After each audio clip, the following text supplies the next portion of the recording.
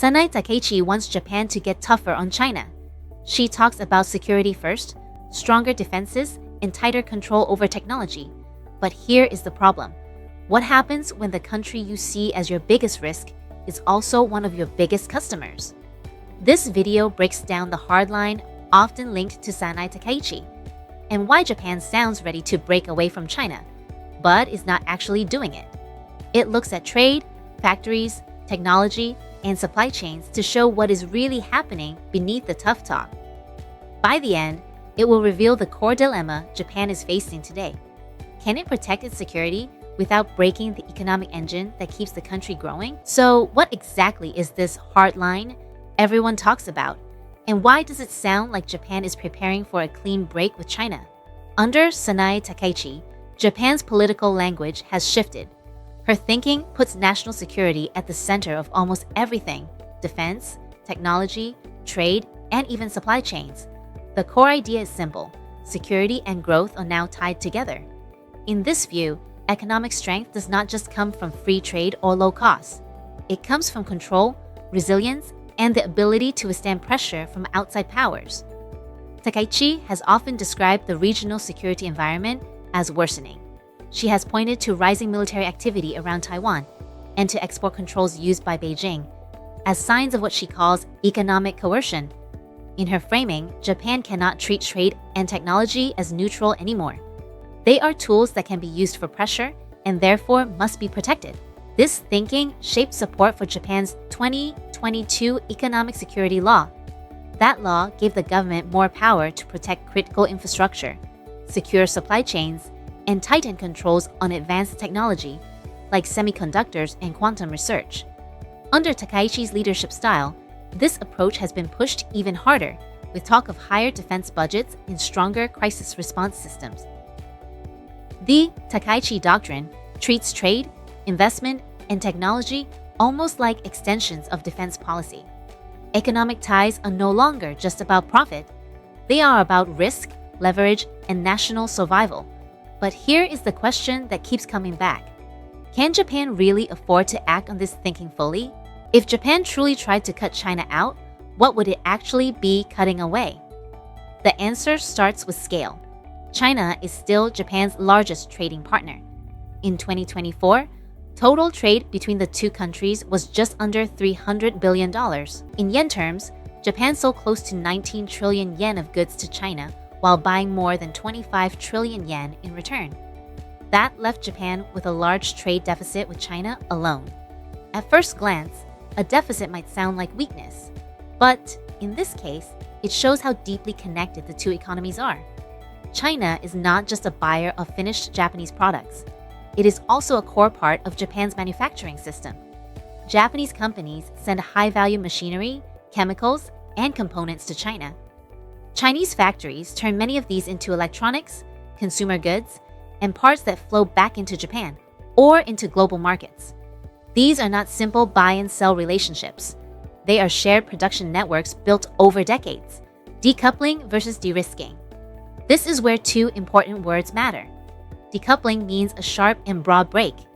It means cutting trade, investment, and technology ties as much as possible, even if it causes major economic pain. De-risking is very different. It means keeping trade and investment going, but reducing over-reliance in sensitive areas. It focuses on a narrow set of critical goods and technologies, not the entire economy. Despite the hard tone, Japan's actions line up much more closely with de-risking. Trade flows with China have not collapsed. Japanese companies are still investing, still selling, and still producing there. What has changed is the focus on specific risk: advanced chips, critical minerals, and key infrastructure. This is the turning point of the story. Japan sounds like it is preparing for decoupling, but the numbers and policies show something else. The relationship with China is being adjusted, not torn apart. What happens on the factory floor when politics tells companies to move, but economics tells them to stay? Japanese manufacturers rely heavily on Chinese factories for parts, assembly, and intermediate goods. From car components to electronics, China remains a central hub in regional supply chains. There is growing pressure to reshore production back to Japan or move it to Southeast Asia. Governments support this with subsidies and incentives, but moving factories is slow and expensive. New sites need workers, infrastructure, and reliable suppliers. For many firms, leaving China completely would mean higher costs and lower profits. It could also mean losing access to Chinese consumers. For Japanese firms that make this equipment and advanced materials, China is still a major customer. Every new restriction means a tough choice: follow security rules or lose sales in a key growth market. The state sees these controls as essential, but for companies, the cost is real and immediate. Each added layer of control reduces risk, but also reduces revenue. This is the clearest example of security and growth pulling in opposite directions. Japan learned the hard way that losing access to rare earths doesn't just slow factories, it freezes them. In 2010, China restricted rare earth exports to Japan during a diplomatic dispute. That moment shocked policymakers and companies alike. It showed how vulnerable Japan was to supply pressure. Since then, Japan has worked to diversify suppliers and build stockpiles.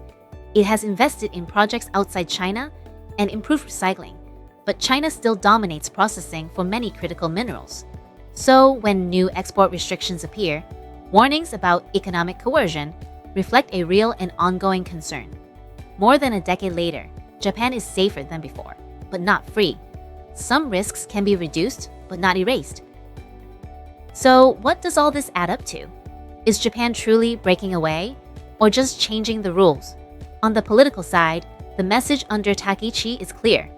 Japan is spending more on defense, speaking more openly about regional threats, and treating trade and technology as security issues. On the economic side, the structure of Japan's growth has not changed overnight. China remains its largest trading partner. Supply chains are still deeply linked. Companies remain cautious about moving too fast. A full decoupling would mean ripping out a major part of Japan's economic engine. It would likely slow growth, raise costs, and weaken competitiveness. What Japan is actually doing is far more measured. It is tightening controls where risks are highest. It is diversifying suppliers where possible. And it is trying to balance security needs with economic reality. This is classic de-risking. The goal is not to cut ties, but to manage them more carefully. Japan under Sanae Takaichi talks like a country preparing for a hard break with China. But its actions tell a more cautious story. The real question is not whether Japan can decouple from China. It is whether Japan can keep tightening security without pushing the economy past a breaking point. Is this careful balance sustainable? Or will Japan eventually be forced to choose between security and growth?